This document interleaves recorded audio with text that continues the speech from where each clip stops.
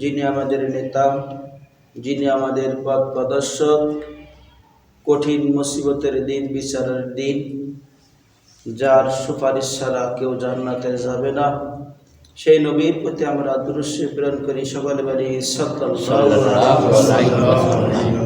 ও আমার সম্মানিত মার্জন সাহেব, ও আমার সম্মানিত মসজিদের কমিটিবৃন্দ, ও আমার সম্মানিত দিনে ভাই, আন্তরিকবার সালাম, আসসালামু আলাইকুম ওয়া রাহমাতুল্লাহ। ওয়া আলাইকুম আসসালাম ওয়া রাহমাতুল্লাহি ওয়া বারাকাতুহু। আল্লাহ রাব্বুল আলামিন আমাদেরকে দীর্ঘ এক সপ্তাহ পর আয়াতুত তৈবা দান করে জনাব কোরআন এবং হাদিস থেকে কিছু কথা বলার এবং আপনাদের শোনার তৌফিক দান করেছেন। সেই মহান রবের দরবারে আমরা আরো একবার শুকরিয়া করি। সকলে বলি আলহামদুলিল্লাহ। আলহামদুলিল্লাহ। আগামী জুমায় মিরাজের সম্পর্কে আলোচনা করছিলাম। সেই মিরাজের থেকে আমাদের কিছু শিক্ষা আছে।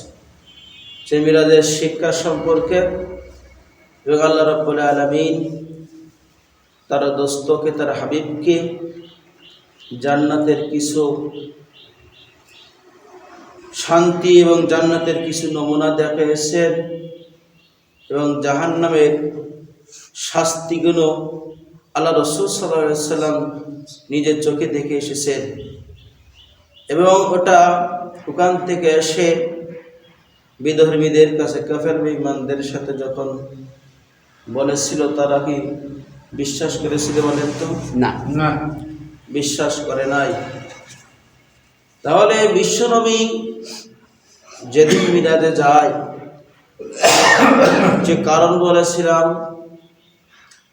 যে রাসূল সাল্লাল্লাহু আলাইহি সাল্লামের স্ত্রী মা খাদিজাতুল কুবরার ইন্তেকাল, তার চাচা আবু তালেবের মৃত্যু এবং তায়েফের নির্যাতন, এই তিনটা কারণে মিরাজ সংগঠিত হয়েছিল। আল্লাহ রাব্বুল আলামিন নবীকে একটু সান্ত্বনা দেওয়ার জন্য তার সাথে একটু কথা বলবে। মানুষ যখন শোকে অবস্থায় থাকে, তার পাশে যদি কোনো ব্যক্তি, মানুষ থাকে, আত্মীয় স্বজন, বিভিন্ন লোক থাকে, তাহলে মনটা কি হয় বলেন তো? হালকা হয়। আল্লাহ রাব্বুল আলামিন তার দোস্তকে এমন একটা জায়গায় নিয়ে গিয়েছেন যেখানে যাওয়ার সাধ্য কারণ নেই, যাওয়ার সাধ্য কারণ নেই, কোনো ফেরেশতার তাই নাই সেখানে যাওয়া। এমন একটা জায়গা রাসূলকে নিয়ে গিয়েছি। ফেরেশতারা যাইতে পারে সিদরাতুল মুনতাহা পর্যন্ত। কোন পর্যন্ত? সিদরাতুল মুনতাহা পর্যন্ত যাইতে পারে, তারপরে আর যাইতে পারার ক্ষমতা তাদের দেয়নি আল্লাহ। ওখানে একটা মসজিদ আছে বাইতুল মামুর। সেই মসজিদে, যে বাইতুল মামুর, যে মসজিদে নামাজ হয়, ফেরেশতারা নামাজ আদায় করে। হাদিসে আসছে ৭০,০০০ ফেরেশতা নামাজ আদায় করে। যে ফেরেশতারা ওই মসজিদে একবার সালাত আদায় করবে, নামাজ আদায় করবে, কিয়ামত পর্যন্ত আর সুযোগ পাবে না। সুবহানাল্লাহ। ফেরেশতার সংখ্যা কত? তাহলে কিয়ামত পর্যন্ত আর তারা সুযোগ পাবে না যারা একবার নামাজ পড়বে ওখানে। আল্লাহ তাআলা অগণিত ফেরেশতা তৈরি করেছে। এবং আল্লাহ রাসূল সাল্লাল্লাহু আলাইহি সাল্লাম যখন আল্লাহ রাসূলকে যখন নিয়ে আসছে, যে বাহনে রফরাফ নামক যে বাহন, সবুজ রঙের বাহন, ওটাও জান্নাতের বাহন। হাসরের ময়দানে ওই বাহনে আল্লাহ রাসূলকে নিয়ে যাওয়া হবে। সুবহানাল্লাহ। যে বুরাককে নিয়ে যাওয়া হয়, যে বুরাক নিয়ে যায়, যখন রাসূল সাল্লাল্লাহু আলাইহি সাল্লামকে বুরাকে তোলা হয়, বুরাক, সেই বুরাকটা খচ্চরের চাইতে ছোট। সেই বুরাক যখন নবীকে তুলবে, ওখানে বুরাক লাফালাফি শুরু করে দেয়। তখন জিবরাইল বলে, তুমি লাফালাফি করছো কেন? তুমি জানো তোমার পরে আছে কে উঠবে? কে উঠবে জানো? নবীদের সর্দার, সমস্ত উম্মতের এই পথ প্রদর্শক, কান্ডারি, এবং কিয়ামতের ময়দানে যারা শাফায়াত করবে। তখন বুরাক বললেন যে আমি সবই জানি। কি বলছেন? আমি সবই জানি, কিন্তু আমি জানি শেষ নবী হযরত মুহাম্মদ সাল্লাল্লাহু আলাইহি সাল্লাম হাসরের ময়দানে শাফায়াত করবে সবার জন্য। আমি বুরাক, আমি এটাই আল্লাহ রাসূলের কাছে দাবি করছি, হাসরের ময়দানে যেন আমার নবী, শেষ নবী হযরত মুহাম্মদ সাল্লাল্লাহু আলাইহি সাল্লাম যেন আমার জন্য একটু শাফায়াত করে। সুবহানাল্লাহ। তখন বললেন হ্যাঁ তোমার এই মঞ্জুর কবুল হয়ে গেল। তারা চিনেছে, কিন্তু আমরা মুসলমান হয়ে আল্লাহ রসুলকে চিনতে পারলাম না, তাকে ভালোবাসতে পারলাম না। আমরা কি নবী পেয়েছি যে বললাম তায়েফবাসী যুবকদেরকে লেলিয়ে দিয়েছে, তাকে এমন ভাবে রক্তাক্ত করেছে, জুতোর সাথে পা লেগে গেছে, চাপটি গেছে, পুড়ি যাচ্ছে, তাও আবার মারছে, আবার তুলছে, আবার তায়েফবাসী আবার সেই যুবকরা তাকে ধরে ধরে মারছে, কত নির্যাতন দিয়েছে। তার পালক পুত্র জায়েদ কিছু সময়ের জন্য ঢাল হয়ে সামনে দাঁড়িয়ে যায়, রসুলকে একটু গায়ে যেন আঘাত না রাখে। জায়েদের মাথা ফেটে চৌচির হয়ে যায় তাদের আঘাতে। ওখান থেকে কোনোভাবে আল্লাহ রাব্বুল আলামিনের কুদরতে এক পাহাড়ের চূড়ায় যখন যায়, ফেরেশতা চলে আসে। ফেরেশতা এসে বলে, আল্লাহ রাসূল আপনি বলেন এই তায়েফবাসী আমি ধ্বংস করে দিই। তখন আল্লাহ রাসূল বললেন কি, যে না, আমি এই দোয়া করতে পারবো না। এমন একটা সময় আসবে ওই তায়েফে ইসলাম প্রচার হবে, শিরক হবে না, ওখানকার মানুষ সুন্দর হবে, আবার সুন্দর হবে। আর সেই তায়েফ এখন কত সুন্দর, আবার সেখানকার মানুষগুলো কত সুন্দর, এত দয়ার নবী আমরা পেয়েছি। তাহলে সেই তায়েফে কি শান্তির জায়গা, আর আমরা হইলে কি করতাম তা ঠিক ছিল না। সামান্য এখন বর্তমান যে পরিস্থিতি, রাজনৈতিক কারণে যদি আমি আপনার মারি, এখন 5 বছর পর ক্ষমতায় গেলে আমার আবার ধরি মারবে, কি মারে না বলেন, হয় না বলেন? এটা হয় কিনা? যে নবীকে রক্তাক্ত করেছে, কত আঘাত করেছে, তারপরে বাদ দোয়া করি, প্রতিশোধ নেই। সেই কান্ডারি আমরা পেয়েছি। যাই হোক, আমি যে বিষয় আলোচনা করছিলাম, আমি জাহান্নামের 2টি বর্ণনা দেব ওখানে, কারণ অনেক বর্ণনা আছে, অনেক বর্ণনা আছে জাহান্নামীদের যা যা আল্লাহ রাসূল দেখেছেন। প্রথম নম্বর, বিশ্বনবী যখন জিবরাইল আলাইহিস সালাম নিয়ে যাচ্ছেন জান্নাত জাহান্নাম দেখার জন্য, যখন জাহান্নামী দেখলেন একদল ব্যক্তিকে এক আগুনের গোলার মধ্যে, আগুনের মনে করেন পুকুরের মধ্যে তারা আবুডাবু কাঁদছে। যখন উঠতে যাচ্ছে পাহাড়ে, তখন চারিদিকে ফেরেশতা আবদ্ধ আছে। যখন উঠছে আবার পাথর সেলিম আসছে, অনেক কাছে পাথর মুখের মধ্যে ঢুকিয়ে দিচ্ছে। এত কঠিন আযাব দিচ্ছে, একদিকে নিচে একে আগুন, বা যখন উঠতে যাচ্ছে ফেরেশতারা কি দিচ্ছে, পাথর মুখের মধ্যে ঢুকিয়ে দিচ্ছে। তখন আল্লাহ রাসূল সাল্লাল্লাহু আলাইহি সাল্লাম জিবরাইলের কাছে জিজ্ঞাসা করলেন, হে জিবরাইল ভাই, এটা হওয়ার কারণটা কি, এর এত শাস্তি কঠিন কেন? তখন জিবরাইল আলাইহিস সালাম বললেন, হে আল্লাহর রাসূল, এই সেই সব ব্যক্তি দুনিয়াতে যারা সুদ খেত, ঠিক হইতো, এই সেই সব ব্যক্তি যারা দুনিয়াতে সুদ খেত, সুদের টাকা সেট। আমাদের তো এখন সুদে জর্জরিত, সুদ খাওয়া যাবে না। সুদ খাওয়া যাবে বলেন? আল্লাহ রাসূল সেটা নিজ চোখে দেখে আসছে। আর আমরা সুদের সাথে বিভিন্ন কায়দায় জড়িত থাকি। যদি সুদের টাকা খেয়ে, সুদের টাকা ছেড়ে হাজার হাজার কোটি কোটি বছর ইবাদত করে, ওই একটি ইবাদত তো কবুল হবে না। হবে বলেন? একটা ইবাদত কবুল হবে না, সুদ ছাড়তে হবে। আমরা বিভিন্ন কায়দায়, ব্যাংকে থেকে লোন, বিভিন্ন কায়দায়, গ্রাম থেকে লোন থেকে আমরা বিভিন্ন কাজ করি। 5,000 30,000 টাকা তুললি 2,000 3,000 টাকাও বাড়তে দিতে হয়। এই জন্য আমরা সুদের সাথে কি করবো না, জড়াবো না। সুদের সাথে কি করবো না, জড়াবো না। এবং বিশ্বনবী যখন জান্নাত দেখলেন, জান্নাতের মধ্যে যখন জিবরাইল বলে, যে আল্লাহ রাসূল আপনি কি হুদদের জন্য দোয়া করেছিলেন? আল্লাহ রাসূল বলেন, হ্যাঁ আমি হুদদের জন্য দোয়া করেছিলাম। আল্লাহ রাসূল সাল্লাল্লাহু আলাইহি সাল্লাম যখন জান্নাতের মধ্যে গেলেন, তখন এক পাথরের পাশে কত সুন্দর রমণীরা দাঁড়ায় আছে। তখন আল্লাহ রাসূল বলেন, হে আল্লাহ রাসূল, এই সেই রমণীরা যারা তারা প্রস্তুত হয়ে রয়েছে। তাদের কাছে জিজ্ঞাসা করলেন, তোমরা এত সুন্দরভাবে প্রস্তুত হয়েছে কাদের জন্য? তখন ওই হুরেরা জবাব দেয়, হে আল্লাহ রাসূল, আপনার ওইসব বান্দাদের জন্য আমি প্রস্তুত হয়ে রয়েছি, আমরা যারা দুনিয়াতে ঈমান নিয়ে সৎ পথে চলে, কোরআনের পথে চলে, ইসলামের পথে চলে, দ্বীনের পথে চলে, আল্লাহর পথে চলে, আল্লাহকে ভালোবাসে, নবীকে ভালোবাসে, আল্লাহর বিধানগুলো বাস্তবায়ন করে, রাসূলের আদর্শগুলো মেনে চলে, তাদের জন্য আমরা প্রস্তুত হয়ে রয়েছি। সুবহানাল্লাহ। ওই যে হুরুন আইন, সূরা ওয়াকিয়ার মধ্যে রয়েছে হুরুন আইন, তারা এত সুন্দর রমণী, তারা এত সুন্দর, হাদিসে আসছে তাদের দেহের মধ্যে যা কিছু আছে সমস্ত দেহের মধ্যে, হাড্ডির মগজের মধ্যে কি আছে তাও দেখা যাবে। আর ওরা এত সুন্দর, এত এত আয়না সমতুল্য তারা। তাহলে এত সুন্দর তারা। দুনিয়াতে যদি ওই হুর আঙুল যদি দুনিয়াতে এরকম দেয়, এরকম বের করে দেয়, এই দুনিয়া ওই হুরের যে আঙুলের যে তেজ, যে আলো, যে নূর, ওই নূরে সমস্ত দুনিয়া আলোকিত হয়ে যাবে। সুবহানাল্লাহ।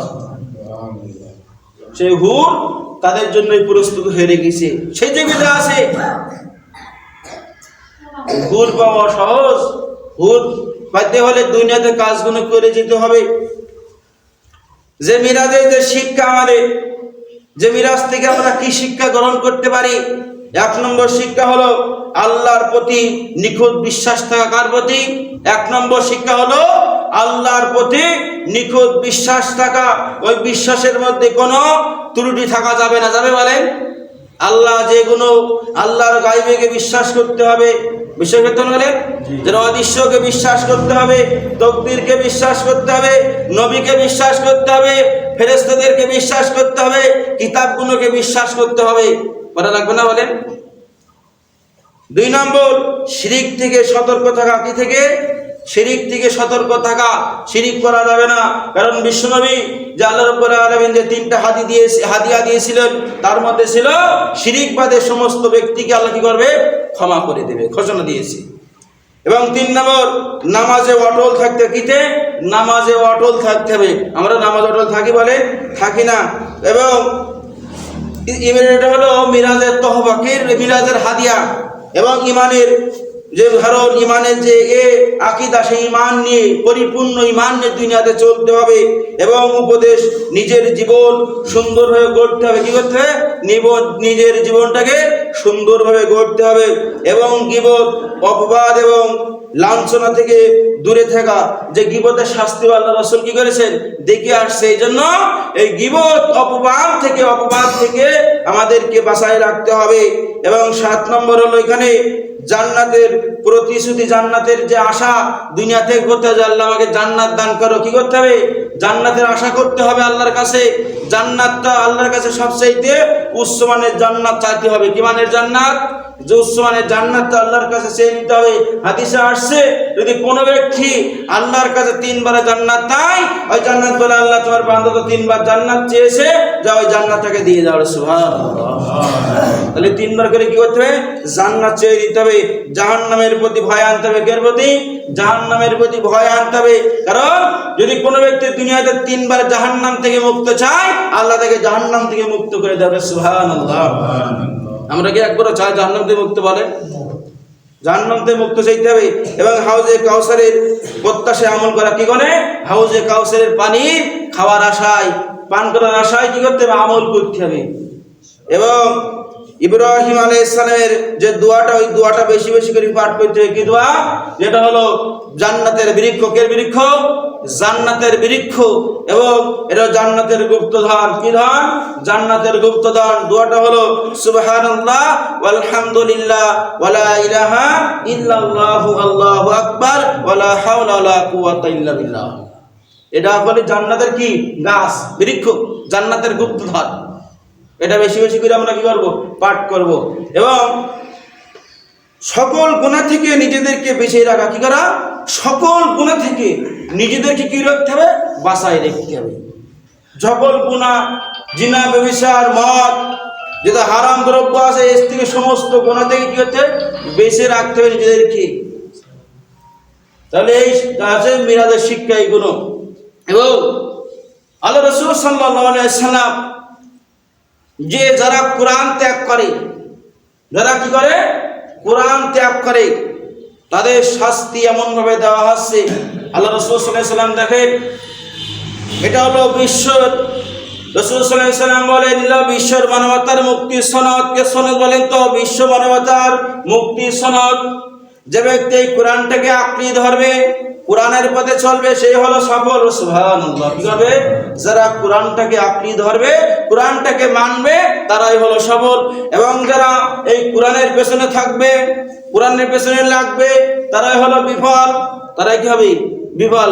কোরআনের পক্ষে থেকে সম্মান বাড়ে না কমে বলেন তো? কথা বলে। কোরআনের পক্ষে থেকে সম্মান বাড়ে না কমে? বাড়ে না বলে। কোরআন যদি থাকে সম্মান বাড়বে, কোরআনের বাইরে থাকবেন সম্মান বাড়বে না। কোরআনের সম্মান দেয় কে? আল্লাহ দেয়। এই জন্য কোরআন ত্যাগকারী হওয়া যাবে না। এটা হলো বিশ্ব মানবতার মুক্তির সনদ। এই যে কোরআনের পক্ষে থাকতে হবে। আমরা মুসলমান বর্তমান সময়ে এই কোরআনটাকে এমন ভাবে আমরা নামাজ আদায় করি, রোজা রাখি এবং সালাত ও যাকাত দান করি, কিন্তু আমরা মুসলমান কোরআনের বিধান অনুযায়ী জীবন চলুক এটা আমরা চাই না। হাই কথা বলে, চাই। কোরআনের বিধান অনুযায়ী আমরা জীবন চাই না, কোরআনের আইন চালু হোক এটা আমরা চাই না। আমরা এদিক সালাত আদায় করি এবং যাকাত দিই, রোজা রাখি, কিন্তু কোরআনের বিধান মানি না, কোরআন আইন চলুক এটা আমরা মানি না। ওরা মনে করে কোরআন অনুযায়ী রাষ্ট্র সমাজ, এরা সমাজে রাষ্ট্রের আইনই চলবে। ও জমিন যার আইন চলবে, তার কোরআনের আইন চলবে, কোন রাষ্ট্রের আইন চলবে না, সমাজের আইন চলবে না। চলবে বলে? কারণ ব্যক্তিগত আইন মন করে আইন চলবে না। তারা মনে করে এরা মসজিদ মাদ্রাসার মধ্যে সীমাবদ্ধ। নাউযুবিল্লাহ। কি তারা মনে করে কোরআনটা মসজিদ মাদ্রাসার মধ্যে সীমাবদ্ধ? কোশ্চিন করেও নয়। কোরআন সমস্ত সব জায়গায় লাগবে। বিশ্বনবী যখন মিরাজে গেলেন এবং দেখলেন একজন শুয়ে আছে, কাত হয়ে শুয়ে আছে, এবং একজন পাথর নিয়ে দাঁড়িয়ে আছে। তিনি পাথর নিয়ে দাঁড়িয়ে আছে। তখন ওই পাথর নিয়ে তার মাথায় এরকম জোরে বাড়ি মারা হচ্ছে, মাথা চূর্ণ বিচূর্ণ হয়ে যাচ্ছে। তখন আবার পাথর যখন ওই ব্যক্তি ওই ফেরেশতা আনতে যাচ্ছে, এসে দেখে মাথা আমার আগের মতন হয়ে যাচ্ছে, আবার বাড়ি মারছে, আবার মাথা চূর্ণ বিচূর্ণ হয়ে যাচ্ছে। তখন বিশ্বনবী রাসূল জিবরাইল আলাইহিস সালাম জিজ্ঞাসা করলেন, হে জিবরাইল ভাই, এর কারণটা কি? তখন রাসূল সাল্লাল্লাহু আলাইহি ওয়াসাল্লাম জিবরাইল বলেন, ওই সব ব্যক্তি যারা কোরআন অনুযায়ী জীবন গড়ত না, কোরআন আইন মানত না, কোরআন যে সংসদে যাক, সমাজে হোক, রাষ্ট্র চালক, তারা চাইতো না। কথা বোঝা যায়? তারা চাইতো না এইগুলো, তারা সব মানত কিন্তু কোরআন মানত না। এবং যারা ফজরের সালাত আদায় না করে ঘুমাই থাকতো, কারা? যারা ফজরের সালাত আদায় না করে ঘুমাই থাকতো, এদের আগে এই শাস্তি দেওয়া হচ্ছে। এই জন্য কোরআন অনুযায়ী আমাদের জীবন গড়তে হবে। অনুযায়ী কোরআন অনুযায়ী জীবন গড়তে হবে, কোরআনটিকে আঁকড়ে ধরতে হবে, কোরআনকে ভালোবাসতে হবে, কোরআনের হাফেজদেরকে ভালোবাসতে হবে। এই ভালোবাসা একদিন জান্নাতের কারণ হবে। সুবহানাল্লাহ। এই জন্য কোরআনটাকে আমরা কি করবো? মানবো। এই অনুযায়ী আমরা যেন আমল করতে পারি। সকলে বলে আমিন। কিছু কথা বলবেন? লোক নেই তার কি বল? তোমার সুরত পড়ি, যেটা সুন্নত পড়ি নেই, লোক আসে না, মানে সময় যায় না। আসে ঠিক।